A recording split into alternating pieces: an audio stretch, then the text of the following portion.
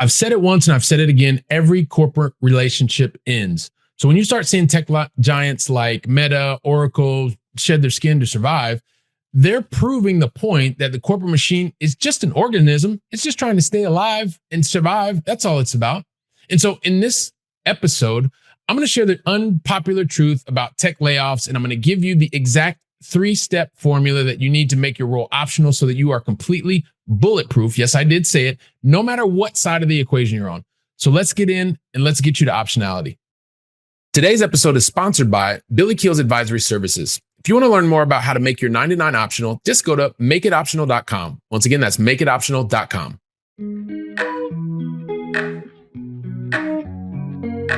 Helping you build freedom without losing your edge. This is the Going Long podcast with Billy Keels.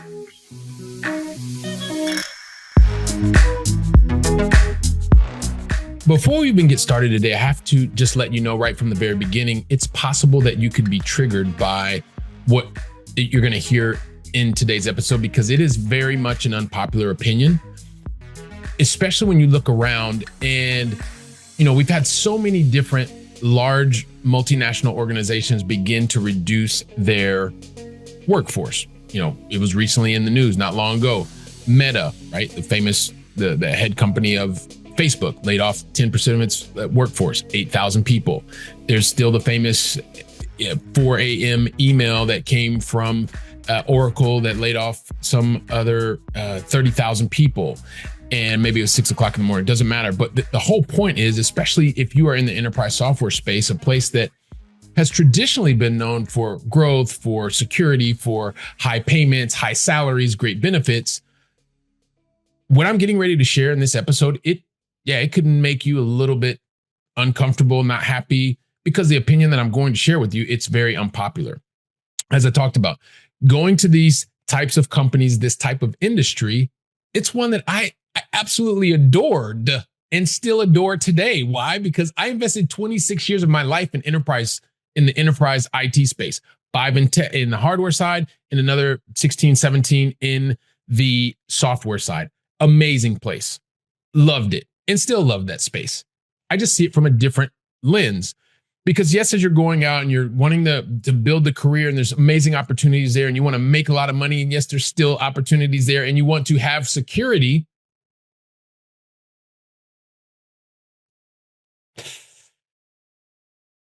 Let me move on from that point. Let's talk about it because security really depends on how you perceive it. And that's not the reason for today's conversation. But what I do, as I mentioned, all those other things, at the end of the day, usually you want to build your skills, you want to master a skill set, and then have those skill sets be able to help you fund your dream or stay secure, right? That word that I kind of stopped on earlier. I stopped on it for a reason. Because the more that you go, the more that you put in your, let's say, 70, 80 hours a week. And I know I did an episode on this not long ago. I think it was 644, where I talk about that. That's a part of what you realize that just keeps going on. You keep doing more and more of those hours. You keep doing more planes. You keep doing more trains. You keep doing more automobiles. And now even working from behind your desk all day long. You start to realize that the life that you're building, it's completely wrapped up in the role. The life that you're building is becoming the identity as a part of you, or are you a part of the identity that you've created from the work that you're doing in these industries, which is, like I said, I invested 21 years of my life in this industry. And I really liked it a lot. Chances are I'd probably still be in it if some other life situations didn't happen that had nothing to do with how it was working, how I was enjoying, had to do with health of someone that I love.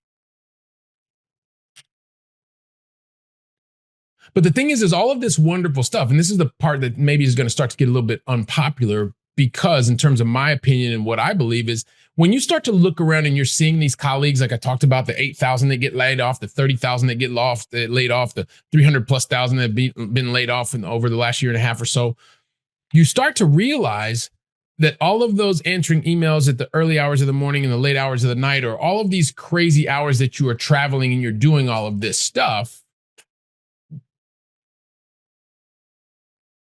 you realize that you could be next. Let me say it again. You realize that you could be next. And in reality, there's not an issue if you are next. The question is, are you prepared one way or the other? I've mentioned this thousands of times and even all over my LinkedIn. And if you're a part of my newsletter, same thing. Every corporate relationship ends. The question is, are you prepared when it does? What side of the equation are you on? Because the thing that you have to understand, and this is the thing that is very, very unpopular, every corporate organism is exactly that. It is an organism. It must stay alive. It has to do the things that it needs to do to preserve its life. And so for anyone who doesn't understand that, I need to say it again. It has to do whatever it has to do to preserve its life and its well-being, the organism, the multinational. When you start to look at it in that perspective, if you take yourself out of the equation, then it's a bit more understandable.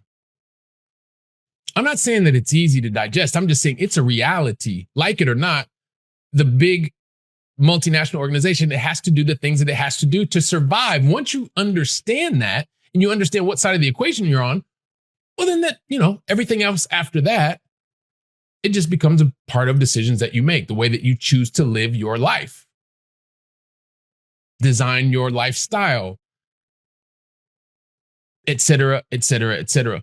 But the thing that you want to be able to do in this reality of every multinational is an organism. And if you are in the enterprise software space, or you are in a leading entertainment company, or you are in pharma, or you are in telco, it's just the reality. It's, are you prepared? And it's really simple to be prepared, meaning that either way of that side of the equation that you're on, it doesn't matter, because you're prepared.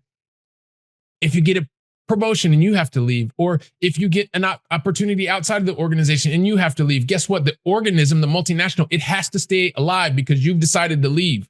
Or what about the other side of the equation, that the multinational, it's carrying too much weight.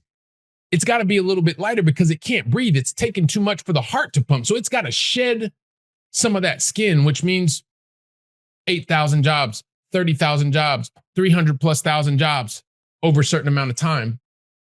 It's doing what it has to do to stay alive. The great news is all you need to do is be prepared. It's 3 simple steps for you to be prepared. And that means that you're on the pathway to optionality, meaning that you're going to your job, your role, because you want to, not because you have to.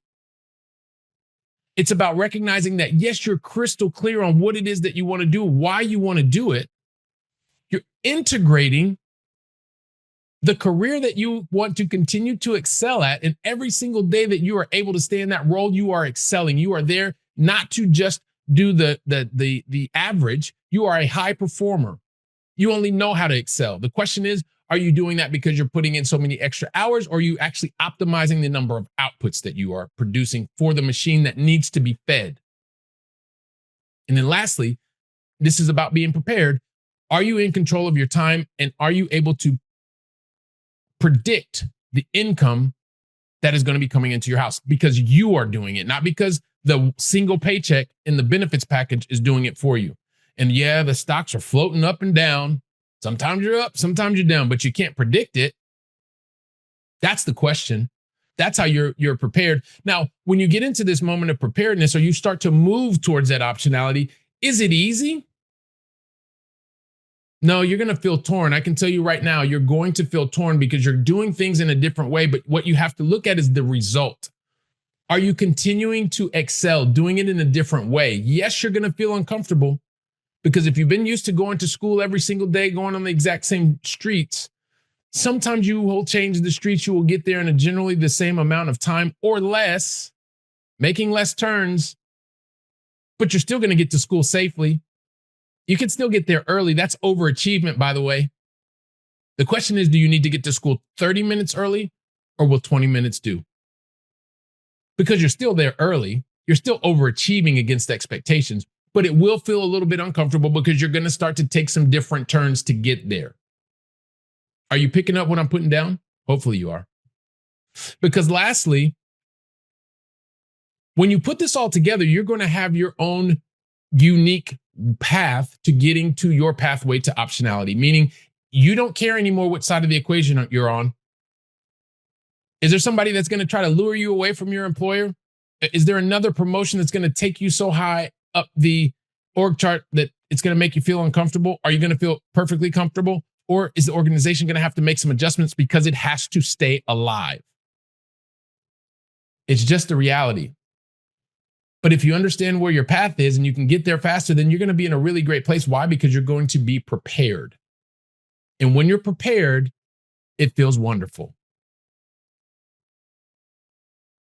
And even more importantly, you're going to look back and you're going to go, hey, listen, the process along the way, not only did I begin to leverage some of the skills that I had while I was in my multinational, the one that needed to continue to stay alive, regardless of if I was there or not, because someone else is going to fill in my spot, or if no one needs to fill it, the organization is just going to shed that skin because it's weighing it down. But you will have built a skill set that is extremely valuable, not just inside of the corporate walls, but also outside of the corporate walls. Those same skills that you can actually leverage immediately to build your unique pathway to optionality, getting crystal clear on where you want to be, integrating your career, and then lastly, having control over your time and your ability to produce income. You will leverage those skills. You will do that in a way that is aligned with what you want to do. And you can start to build your own dreams at the same time you're building somebody else's. There is not a problem with doing that. I did it for a long time. And I'm helping other people do exactly the same thing today. So, yes, you may be triggered because everybody wants to tell you it's a big bad corporation. No, the corporation's doing what it needs to do. It needs to stay alive. And it has to make decisions to stay alive. It needs to feed the organism. It's just the reality. The sooner you get to grips with that, the better you will be. It will help you make decisions that are more aligned with what it is you want to do while you're building someone else's dream. You can continue to build yours. If this is you and you need to listen to this again, listen to it again. If you know a friend who is suffering through this because they can't understand why these big companies keep letting people go or changing and adapting and reorging, well, let them listen to at least one man's opinion. And then you know what? Debate, have the conversation, get on the phone with them, show them that you care by getting on the phone, having a conversation, go meet them for coffee, go meet them for your favorite beverage, whatever it is, do that. Because I want you to go from theory to practice so that you can begin to develop even more skills that are going to help you get on your pathway to optionality and do it in a way that is aligned with your values and getting there in the time frame that you want to get there. And so while you're doing that, guess where I'll be? I'll be right here preparing for another conversation. So until then, go out and make it a great day. And thank you very, very much.